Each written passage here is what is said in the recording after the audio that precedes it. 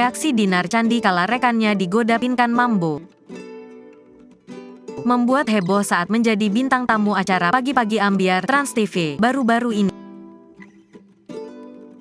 Di acara yang dipandu Dewi Persik hingga Nasar itu, Pinkan menyanyi dan bergoyang seperti di luar kendali.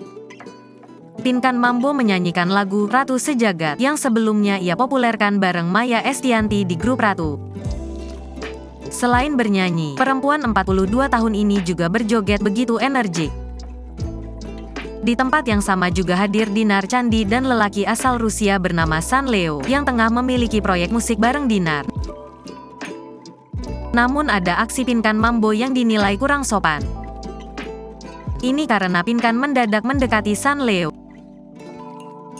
Pinkan bahkan terlihat menyentuh San Leo sampai naik ke kursi yang sedang didudukinya. Dinar Candi yang awalnya duduk di samping Leo, langsung berdiri dan tertawa tak menyangka rekannya diperlakukan seperti itu.